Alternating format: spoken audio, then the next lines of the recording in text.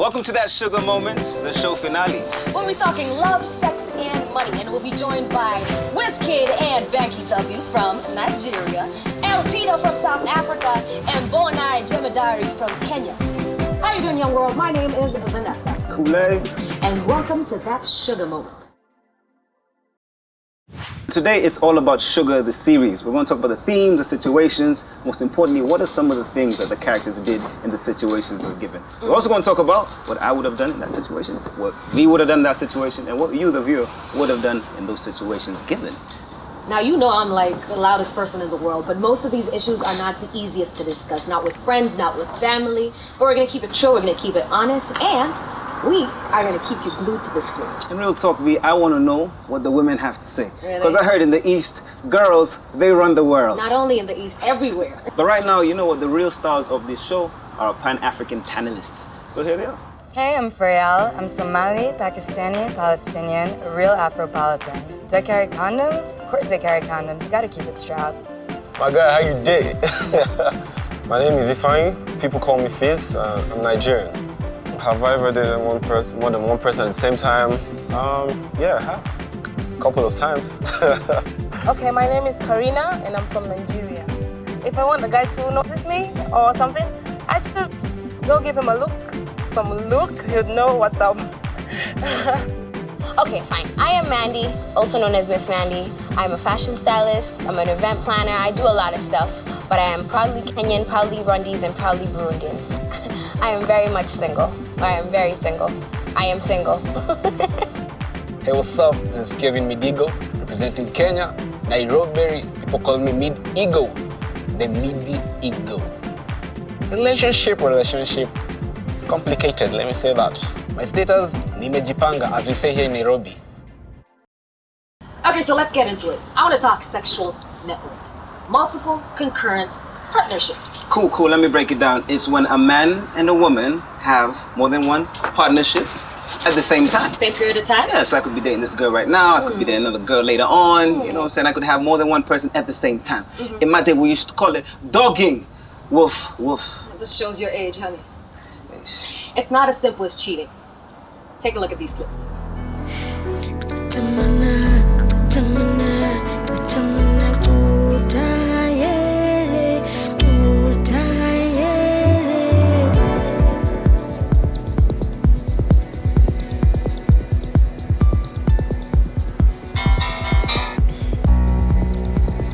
Look, Dala, I don't think there's anything else we need to say to each other.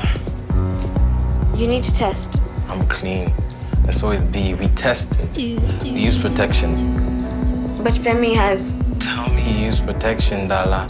It was my birthday, Leo. I was upset. Dala,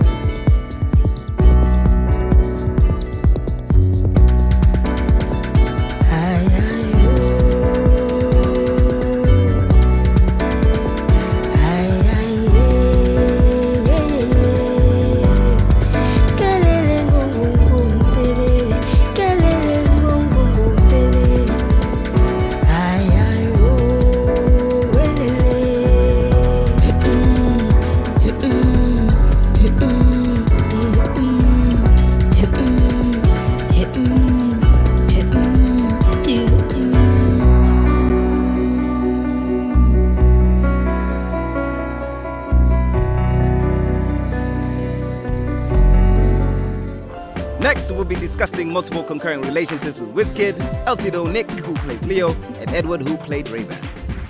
Nick, you played Leo in Shuga, right? Right? So, does this represent your life in any way? Have you ever been with more than two girls at once in the same period of time? Hey, I'm gonna come clean with you guys. Let's do this. Since this is that kind of show. It happened. Really? It happened, and I regret it, and I learned from it. Did she find out? Yeah, she found out. Have you been in a situation like this? Well, first things first, I always keep it strapped. Like, I'm always strapped. Like, I go on strap. What's strap? Break it down. What's strap? I never go in have sexual intercourse without my condom. I'm going to throw this question to Karina. As a female, have you ever been cheated on? Have you ever been, on the receiving end of a multiple concurrent partnership? Yeah, I would say yes. Yeah. I have been, and I didn't like it to know that I'm sharing my man. I find it disrespectful. Apart from that, I just felt I was scared anyway, because you wouldn't know how the details come. Protected, unprotected, and all that, yeah. I'm just gonna say, how you deal with it is you realize this is probably not the person for you, right? God puts everyone in your life for a reason. Once you open up the fact that you're not for me, you want to dog me, cool, let's move on. We're adult enough for you to tell me I'm not really feeling you right now, I'm trying to see other people. A lot of this conversation between a man and a woman and a man, but things are changing in our society. Things are changing. 2012, things are happening. You have the man-on-man relationship, females, getting together and having that type of relationship. Edward, who played RayBan, who was openly gay. So what's that situation? What do you think? Was it hard for your character to portray that? For me, it was more trying to be real about these issues. As MTV puts it, or Jipange does. We'd like to tackle these issues from a point of us trying to see how prevalent is HIV also spread in same-sex relationships. When we have multiple partners, either in same-sex relationships or either bisexual, it actually puts out there a very big chance of transmission of HIV and AIDS. Today, in fact, I found out a new term. I learned a new term. Married but available, MBA. What's your take on that, Switzerland? I think it's something that is coming up very, very wide in Africa, because the relationship is all about decision making, looking for alternative. If this is not working, I just hope this one can work. Baby, my practicals got...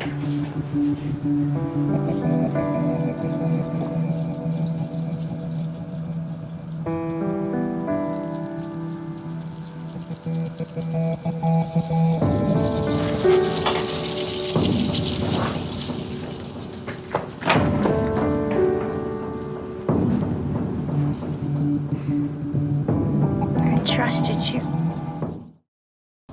So just out of curiosity, because you're in this field and you deal with these issues every day, do you see a lot of young people in this age group, come with their partners? Has it ever happened to you that you have had to consult two different people, same person with one particular partner and the same person with another partner within the same time frame? Nowadays we are telling people even to tell us their names, but you'll find people changing their names.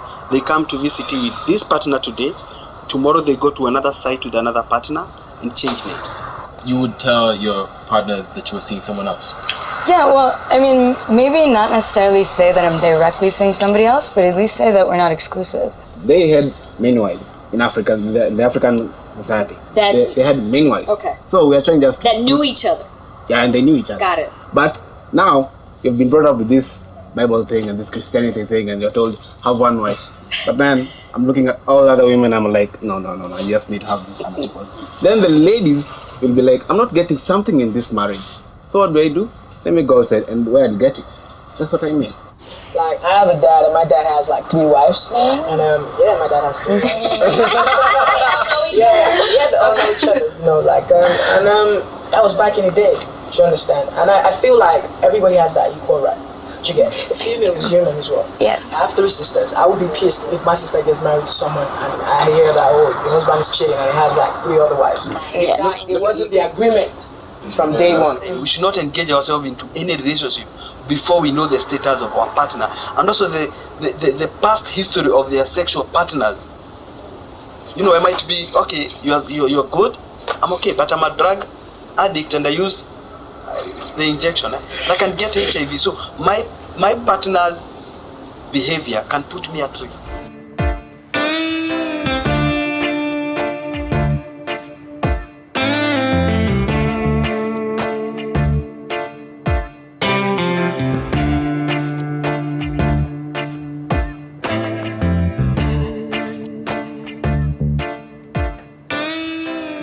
Do you have a condom?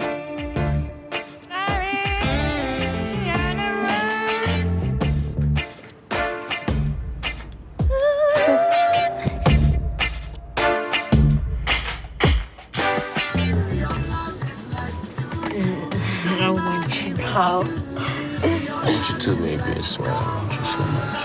I want you right now. Baby, I'm out of condoms. This is the way you have. No, I'm clean. Are you? Baby, I'm clean. It is like every 3 months. So then, come on, if you trust me, then I'll trust you. Like, if you're having sex in today's world, you need to have a condom. Absolutely. If you don't have no condom, Shouldn't you shouldn't be rolling with that, man. No. Speaking of condoms, what do you think of girls who have condoms? Like, I may go to the club, my little clutch bag, and a condom pops out. I'm suddenly tagged as a promiscuous young African woman. And you know how conservative our people are. But before we get into that conversation, I need to introduce 2 other people who have joined us. We have Nikon, who plays the character of Femi, and we have Avril, who plays the character of Miss BHave. So let's get into this. Women, ladies, how many of you have ever bought condoms? Avril, your character had condoms. You pull them out on Nick, on Nick's character, on Leo. You pull them out, yo, I got this. You ready? So portraying that character, do you find it was weird? No, I did not feel weird at all. Why? Reason being, it kind of felt empowering. Because I am in bed with this guy. He does not have condoms and I have condoms.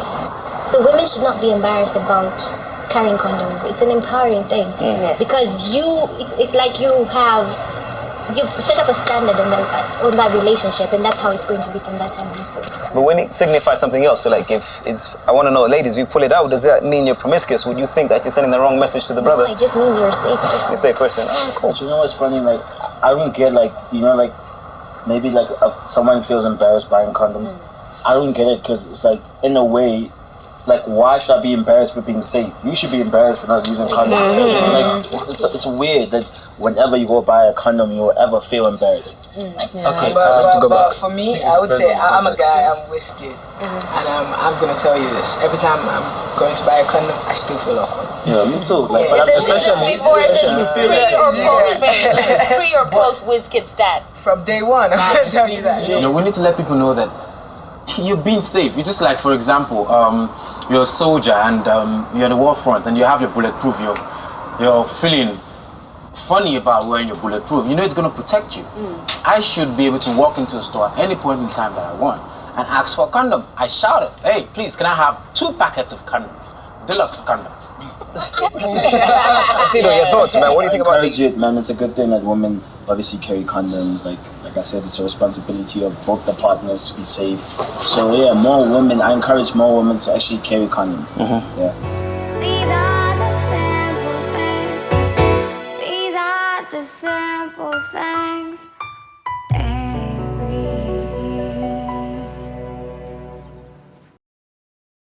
Alright, so I'm gonna tell you this. I'm not a cave woman, alright, but I'll tell you this right now. It's always been awkward for me to purchase condoms, and even in this day, I don't walk around condoms. I don't, personally.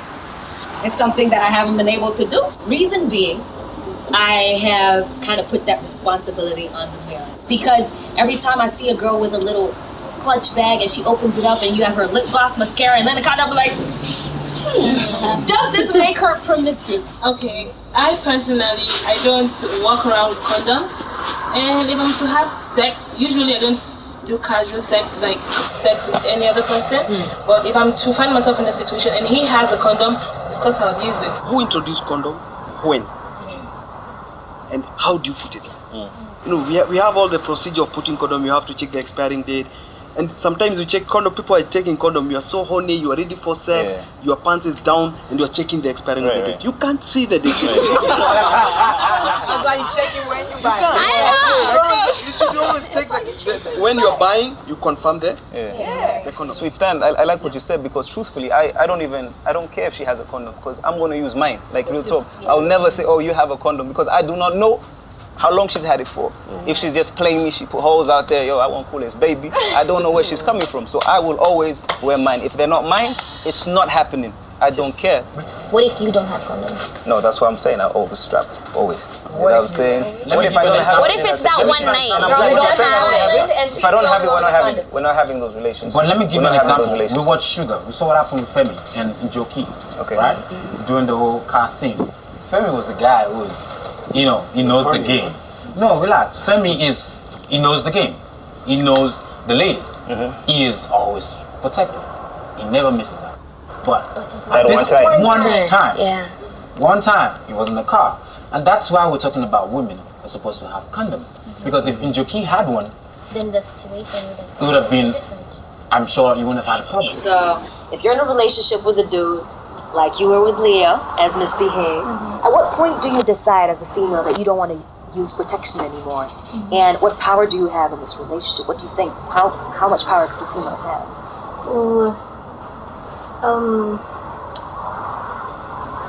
The reality of the matter is, we usually think that there's that window period, or at that time, after 3 months to 6 months, we can start having, sex without condoms. But there's the thing about effective use of condoms and the constant use of condoms. It's supposed to always be there. It's sad that it's not a reality, but it's supposed to be a constant use. Why? Because you never know what your partner is up to. You never really know what your partner is up to. So why not just be safe? Why not always stay strong? The sad thing is that we as young people, we disregard all these things. Personally, and this might be a little... It happens. Yeah. I will not refuse. I will not refute the fact that it does happen. You feel like you trust someone well enough to just let it go, let it slip, let it go. Fizz, what about for guys? At what point do you feel like it's about time? I'm with this woman, I love her, I want to feel her? Because guys use that term. I don't know what that means. For me, I always stay strapped, man. It's safer that way. Right. Because you never know if she's me. In as much as you trust her, things do happen. I feel like we're not being very realistic. Yes, it's true. I think we are not. We're I not being very honestly don't realistic. think we And are. I'll just put it out there. Listen, nobody here will tell me that's been in a relationship with a girl for about 6 months and they've not slept. What if you've not been in a relationship for more than 6 months? Yeah, if you're not, How about that? Yeah, fine then. If you've not been, if you've not been in a relationship, that means you're not with that one person. But if you're, there's this one person that you're with, you're like, okay, come on, baby, let's just do it. I want to feel you. You know.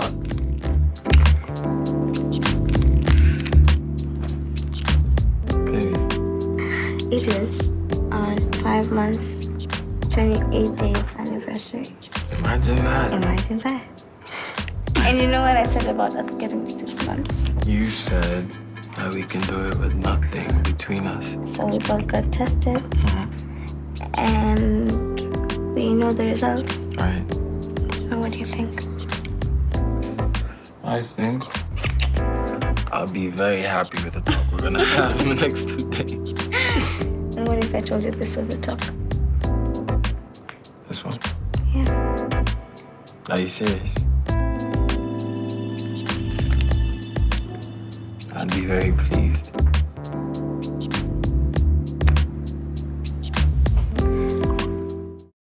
Why is it that some men think that condom use actually deprives someone of the pleasure that someone would have when they have sex without a condom?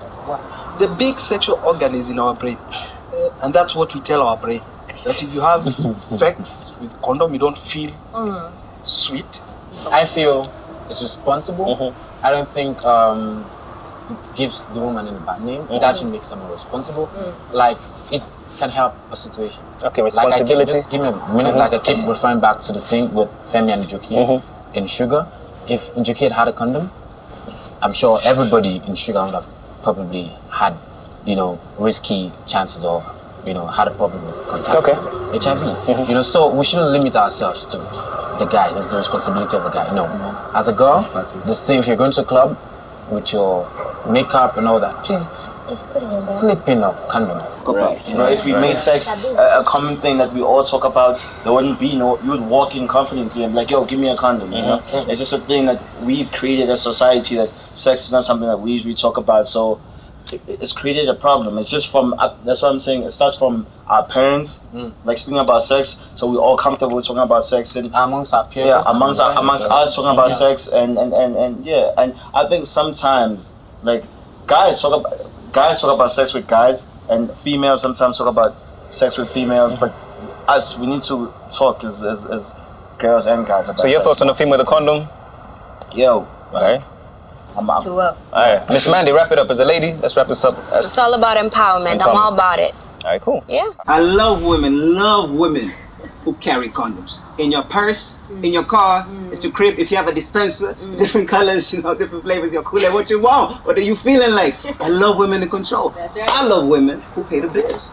If you want to pay for my rent, do that. If you want to take me out to eat, do that. If you want to pay for my flights across the world, I'm good. In fact, my number, +254 072. Not necessary. Not necessary. Now, speaking of that, I hate the idea that girls don't contribute financially in relationships. It's a horrible stereotype. If she's not paying for dinner, she's gonna make your dinner from scratch. Put in work. This stuff is not free. If we're going on a date, I need there to be options. So what you're saying is because you're paying for my dinner, I have to give you sex? No, I'm saying sex needs to be a viable option. If I ask you, yo, girl, what you think about me and you going back to your room, don't be like, oh my God, like really? Why does it have to be You're a gonna have transaction though? sex Why? with me? Oh my God, I thought it was just a dinner. It needs to be an option if you don't have it. But don't look at me like you're shocked that I spent $3,000 on this salad of yours oh my God. and you're not trying to give me nothing. That's all I'm saying. You're way out of control. Speaking of transactional Options. sex, let's take a look at this. So, do you have any friends here in Nairobi? One. Well, when you're looking for a second, I'm willing and able. That's really kind of you. Tell me, how can I get a hold of you? I don't have a phone at the moment, but I can take your number. Take this.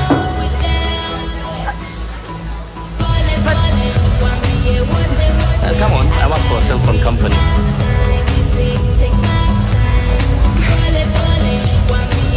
Airtime, so you can call me tomorrow. Okay, thank you. Well, all right, we're back. Listen, right now we're talking about transactional sex. Sex for gifts, or at least something for return, for getting some of that. But before we go into that conversation, to my left, I got 3 people I want to introduce. First of all, Charlene, who plays Keep It Pale in Shuga. We also have the sweet dude, Nick, who plays Angelo. That's right. Mr. EMA himself, Banky W, the cool dude. Who do you have on your right? We have Bona Jemadare. Yes, sir. How you doing? Easy. All right, and we have our expert, Anne Rose. Thank you. How are you? I'm fine, thank you. Karibu. Asante. So we're talking about transactional sex. Where do we start? Apparently, there's a stereotype. Girls like gifts. Your character, Keep It Pale. You came to the city, to the urban city Nairobi, and then you got into an interesting situation where you ran out of money, and so you got yourself a sugar daddy. Talk about that character. Okay, Keep It Pale, I think she's just a typical girl who deals with the situation in a very... Okay, I don't think she explored all her options before she got down to business, going to other men to get money so that she could pay rent for her and her boyfriend, who at the time apparently did not have work. So I'd say that character, if I had it my way, there are a few more things that I'd have added there, like she should have had more options of how to get the money. But it's a reality what happens in that situation, and it's not that easy to just explore the options. Yeah. It happens a lot. Let me refer back to my country. In Nigeria, it happens a lot because you see most people, most men who have money, ministers, senators, I'd simply say they just want to have fun with girls, and the girls some girls are vulnerable because they don't have money, maybe to pay fees or something. So they'll say it's an easy way just for me to go pat my legs and I'll get my school fees or my house rent or something. I agree 100% with what Karina just said.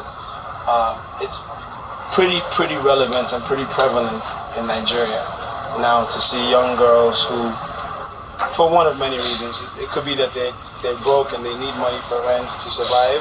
And some people just actually want to enjoy living the high life. And they want that Benz and they want that sky-rise apartment and they want that lifestyle. And this is the quickest way for them to get to it. And so they indulge in transactional sex. But why do you think there's a negative stereotype to that? What is wrong? Negative stereotype to what? To transactional sex? Transactional sex. This is a lady on campus. Everybody knows, okay, she got 5 sugar daddies. Why is that a problem?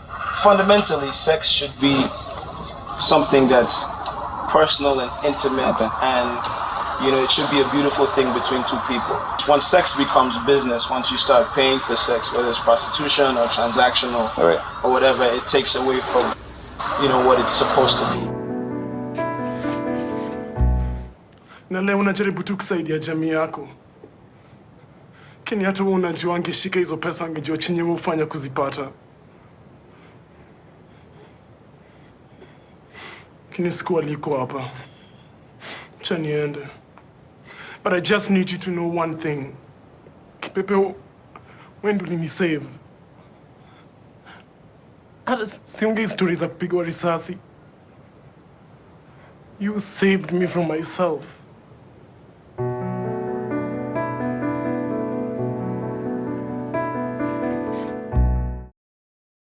The thing I liked about the character Angela, especially with the whole transactional sex, when you looked at it, it brought about this basic core of humanity that every single person has. I mean, if you like someone and you find out that they're, you know, sleeping around for money or for grades or whatever the case may be, ultimately, because this is a person that you like, this is someone that you respect, but by you having so much respect for that person, you need to make them aware that they need to respect themselves. And what Angela was always all about was not even just to Kipepeo, like the scenes we had with her, but even with all his friends, with Axe and the rest. The message he always brought out was, you need to have this certain level of self-respect. The fundamental, what I gathered from just the whole Shuga experience was, self-respect is where it all starts. It starts right there. Like if you can't see yourself, if you can't see yourself being the sort of person to sleep with someone just to pay rent, then you would actually rather just sleep outside than do it. Does the end justify the means? Like, let's say you have somebody who's having sex to get a college degree, or somebody who's having sex just to get shoes. Is that a different situation? That would you like, nah, she cool, but yo, I don't know about showing you Louis Vuitton. You think they're different? Alright, talk about that. Because first of all, the lady who's sleeping with some guy to get through school. For me, she's actually better off than all the girls sleeping with some guy to get shoes. Just like he says, there's nothing wrong with the long-term investment if a woman is sleeping with a man to pay her school off. There's really nothing wrong with that. Are you saying that transactional sex is okay? To the long-term investment, yes. Okay, transactional sex, it doesn't matter whether it's long-term or short-term. The bottom line is transactional sex. And I think the other thing is about when you're getting something, a gift for sex, it's very hard for you to even negotiate for condom use, because how are you going to start talking about condom use and this person is the one who's paying for the school fees? So, and maybe for instance, you're 15-year-old, you're dating somebody who's 35-year-old, how are you going to start asking about condoms? So it becomes very difficult for you to protect yourself. I'm still trying to figure out where the line is between transactional sex and prostitution. Prostitution, you come to the streets, you go to the clubs, you know, you're going there for looking for men. But this other one, you might have somebody, you know, you have known for quite some time. Then after some time, it's when now you say, you know, I don't have school fees. Can you sort me out? Then I'll give you sex. Okay. Some girls are not vulnerable when they mean with their sugar daddies. They're in total control of their actions.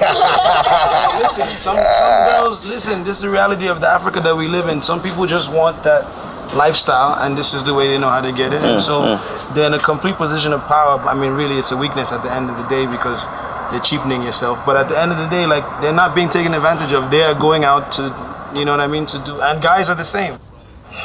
I want to know, in terms of Shuga, the whole series, what are some of the concerns that you have as a health worker that transactional sex brings? What are some of the concerns before we wrap up? Like, why is this an issue? Why are we talking about this topic? Why is it that important? Why is it an issue? It's because of, for instance, when you look at HIV infections. I'll give an example of Kipepeo. When Kipepeo had sex with that other guy so that she can get the shoot. Then at the same time, for instance, if maybe she would come in again to have sex with Angelo and maybe they didn't use that protection at that particular time, then there's a risk of not only HIV but also other sexually transmitted infections. So then, you know, you see that network now. It becomes a network of HIV infections, other sexually transmitted infections, and you know, that's what we're trying to protect. Those networks is what we're trying to grow so that HIV doesn't go around. And do you find that it's more difficult if someone is the victim in a transactional arrangement? Do you find it's difficult for her or him to say, I need to wear a condom? It doesn't become more difficult. It's quite difficult, even when issues of disclosure. How am I going to tell somebody I'm HIV positive? Whereas I need to drive a good car. All right, thank you very much. That was a candid discussion about transactional sex, and I like what the... So just because you take her out to dinner and you pay for the food doesn't mean that you... No. But it's more about the risks as well with transactional sex, and that's what she was coming for. Thank you so much. That's what we really needed to hear, yeah? So far, we've discussed multiple concurrent partners, girls negotiating safe sex, and transactional sex. Up next, we'll be dealing with some rather heavy topics: rape and living with HIV.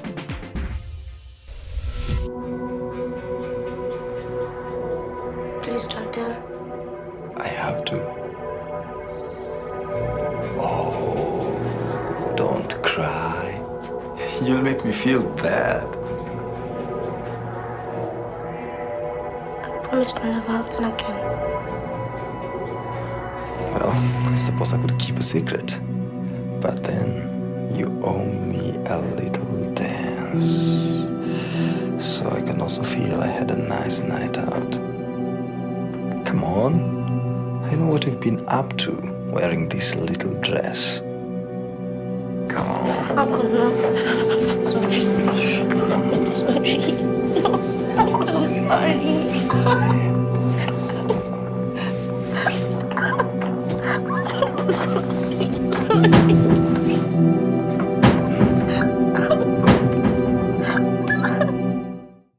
One in 5 women get raped, right, period. So that's very important to know that it's a concern, and that's why I had to bring it up in this conversation. And also, too, the support that is needed in terms from friends, and especially women when they're going through that. How do you handle that situation? What are we doing as friends? Or if we know someone has gone through that, what are our responsibilities as young people who are going through that? I mean, 1 in 5, that's a big number, yeah? So that's why we're bringing it up. So this conversation candid once again. Vanessa, start this off. Before we continue, I'd like to invite Sharon Kariwudada. I know you play Violet, who plays a huge role in supporting Baby through her ordeal on the show. Tell us about playing that role. The biggest challenge actually in acting that scene was the reaction of Baby's mother, because that actually got me off course. I was acting and panicking at the same time because your relative has raped you. Because they can't rape you. Someone who's in your family can't hurt you. That was the biggest, that's where I felt very uncomfortable when acting the scene. But when it came to providing support, that's what we do as girls. You know, when you hear someone has been raped and you're like, okay, what can we do? Let's take you to hospital, let's take you to the police station. So it's easy to say that Shuga is a series, that it's a character you're playing. We're not quite sure if this actually happens. So quick question, do any of us know someone who has been, show of hands, know anyone who's been raped? Anyone? So there's reality, yeah? So. And actually, it's a good thing to know that like 72% of rape victims actually raped by people they know. They know, yeah. Close people. I really like that, you know, that Shuga didn't just focus on STDs and AIDS, but talked about something like rape, because I think that it's a very, very big problem in Africa. In Nigeria last year, there was a case where 5 guys raped a girl and videotaped it and put it on camera. Oh yeah, it was online. Yeah, I remember. And you know, it was disgusting and disturbing. And then what was even more disturbing was, if you looked at the comments, you would see that there was kind of like a sentiment there where people were saying, well, you don't know what she did. Maybe she tempted them, or maybe, you know, why was she there in the house with 5? You know, like just bringing up ignorant comments enough that you knew that there was there's a sentiment that needs to be corrected in Africa, that women are not pieces of property and that rape is wrong. What are the steps? Somebody finds out that your friend is raped. What are the steps you recommend? First of all, when you're raped, you shouldn't shower. That is it. Then, should you remove the clothes that you have, you should put them in those brown bags. Then from there, go to the hospital. If you can be able to go the same day, the better. If you can't, make sure that you go to the hospital before 72 hours are over, so that the other measures can be taken for HIV prevention. Should maybe the person raped you was HIV positive, issues on pregnancy and issues of sexual transmitted infections. Again, also so that you can go through rape trauma counseling, because it's quite important, that counseling, having somebody to walk through with you. When you don't go for care, maybe that person who raped you was HIV positive and maybe you're HIV negative. So if you don't go for treatment, then it means that you carry that infection. And that also means that if you have a sexual partner, you will infect them, and that will gives a path for HIV to spread. I think there's a certain stigma that goes with rape, and people feel ashamed. And I think it's important for the victims of rape to know that it's not your fault. And that's very important. There is no stigma. If you got raped, the person that raped you should be ashamed and should be in jail. Absolutely. But you have nothing to be ashamed of. Just go through the treatment and go to the police, and that's it. Not only is it important to get checked after being raped, it is vital that you proceed with the required treatment. How dope is it that Baby had a support system in Violet after her ordeal? A lot of people don't have friends to be there for them. Yeah, when you're talking about something as serious as rape, a support system is everything. Whether it's your friends, whether it's your family, a support system is everything. And since we're on the topic of rape, please understand that rape is a crime. You can report it. The option to report it is there. So if you feel that you need to, go to your cops, go to relevant authorities, yeah? And now that we're on that topic, I mean, Violet, what a character. She was there, she supported Baby through her ordeal. And the only reason that Violet was able to do that is because somebody supported Violet as well. Check this clip out. Have you found anything yet? We're looking. Wait. You're so much listening. Come on now. I gave up on men and boobs. This is my last vice standing, huh? I've not given up, man. See, Leo told me you've been breaking hearts all over Nairobi. Well, I haven't given up on men entirely, but I have strict rules these days. Like no sex till after the 10th date, and no man has passed the 3rd. I feel like a virgin again. In Shuga, we see Violet's character, Sharon, play a HIV-positive young woman, living positively with HIV. Tell us about playing that. I think Shuga has done a brilliant job in portraying how HIV-positive people can live happily, very fulfilling lives through Violet's character. Violet has taken a very modern way of doing it. She's still within her same circles. She still goes out. She still parties with everyone. She's happy, and the only difference is that when it comes to living positively, she's careful what she does when she's there. So she doesn't drink alcohol to begin with. She's very careful with who she indulges with sexually. Did we use a condom? Don't you remember? No, too much trying. This gets better and better. I had the time of my life and you don't even remember a thing. Did we use? Yeah, bench, place, roll, and I promise, I'm clean. I'm not. I'm positive.